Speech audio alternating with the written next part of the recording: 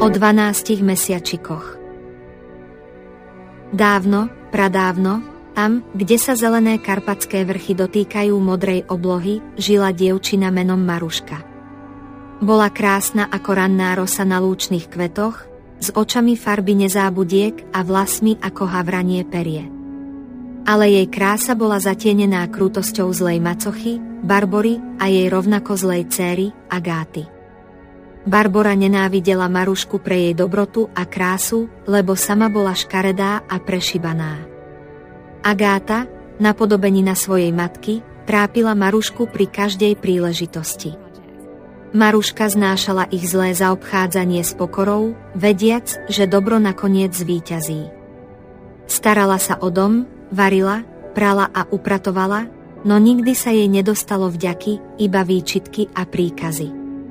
Jedného dňa, keď sneh prikrýval lesy ako strieborná prikrývka a mráz štípal do tváre, macocha Barbora dostala šialený nápad. Maruška, zavolala s falošným úsmevom. Mám chuť na fialky. Choď do hory a nazbieraj mi ich plný košík. Chcem si uvariť čaj z čerstvých fialiek, aby som bola zdravá a krásna. Maruška sa zhrozila. Ale macocha, veď je zima. Všade je sneh a ľad. Fialky v zime nerastú. Nestaraj sa. Rozkaz je rozkaz, zahriakla ju Barbora.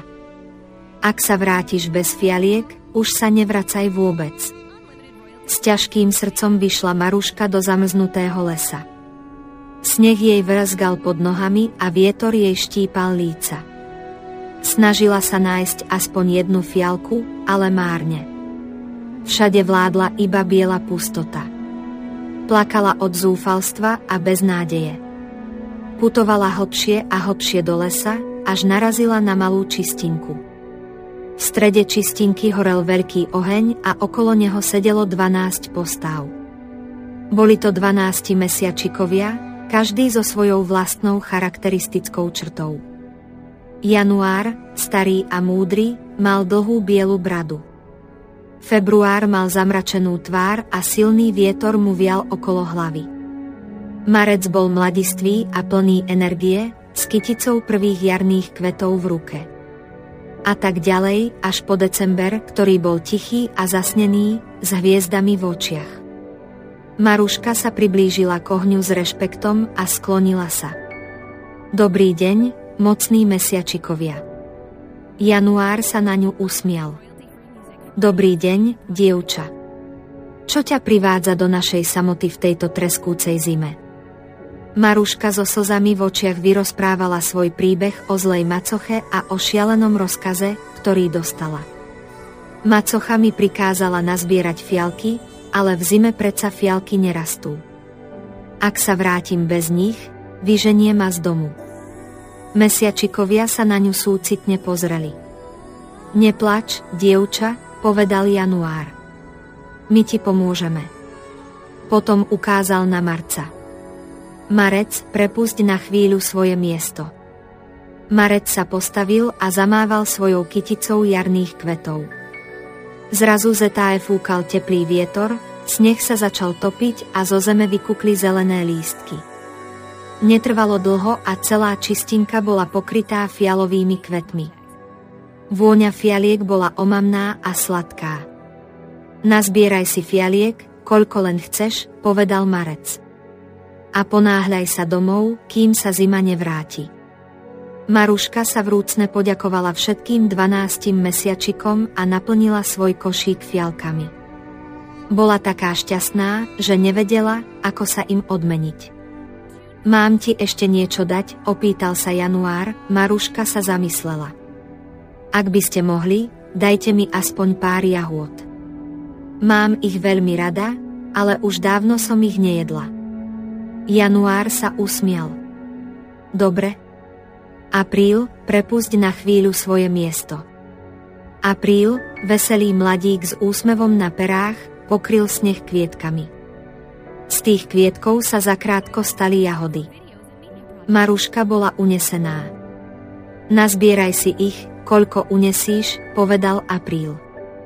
Len sa ponáhľaj, lebo zima sa čoskoro vráti.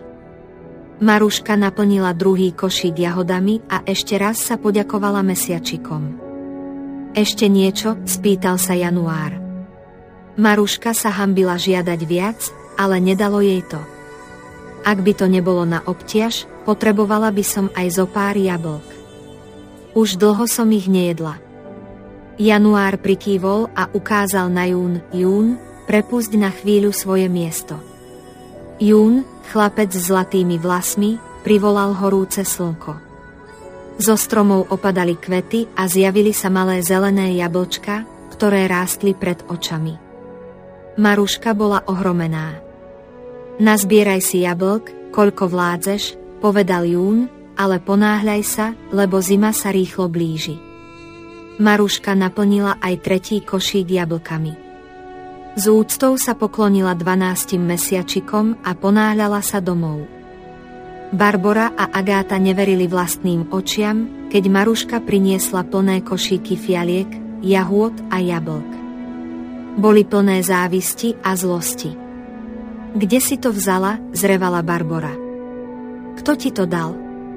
Maruška im poctivo vyrozprávala svoj príbeh o 12 mesiačikoch. Barbora a Agáta sa na ňu posmešne pozerali. Hlúposť, vykríkla Barbora. Takže 12 mesiačikov ti dalo fialky, jahody a jablká. Ja ti ukážem. Na druhý deň Barbora prikázala Agáte, aby išla do lesa a priniesla jej ešte viac fialiek, jahôd a jablk. Ty si predsa moja vlastná dcéra, povedala. 12 mesiačikovia ti určite dajú viac ako Maruške. Agáta neváhala. Obliekla si najlepšie šaty a vybrala sa do lesa. Bola pyšná a domýšľavá a preto si myslela, že ju budú mesiačikovia obdivovať. Keď Agáta dorazila na čistinku, 12 mesiačikovia sedeli okolo ohňa ako predtým. Agáta sa na nich pozrela s pohrdaním a nepoklonila sa. Čo tu chceš, dievča? Spýtal sa Január. Prišla som si po fialky, jahody a jablká, odpovedala Agáta hrubo. Mám na ne právo. Som dcérou urodzenej panej. Mesiačikovia sa na ňu pozreli s neľúbosťou. Nehovor s nami s takou neúctou, povedal Február. Ak chceš niečo dostať, musíš sa o to pokorne prosiť. Ja sa prosiť nebudem, odvrkla Agáta. Radšej mi dajte, čo žiadam, alebo sa vám pomstím. V tej chvíli sa Február nahneval. Zdvihol ruky a začal fúkať ľadový vietor. Zrazu sa strhla snehová búrka, akú svet nevidel. Agáta kričala a bežala, ale vietor ju zrazil na zem. Nevedela nájsť cestu von z lesa a nakoniec zamrzla v snehu. Barbora čakala doma na Agátu, ale márne. Dni ubiehali a Agáta sa nevracala. Barbora sa začala báť, že sa jej niečo stalo. Nakoniec sa rozhodla, že pôjde do lesa hľadať Agátu sama. Keď Barbora dorazila na čistinku, videla Agátu zamrznutú v snehu.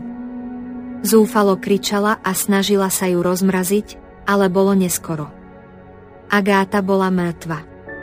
Zo žiaľu a zlosti Barbora zabudla na opatrnosť a začala nadávať 12 mesiačikom. V tom momente sa zdvihol prudký vietor a zmietol ju do snehu.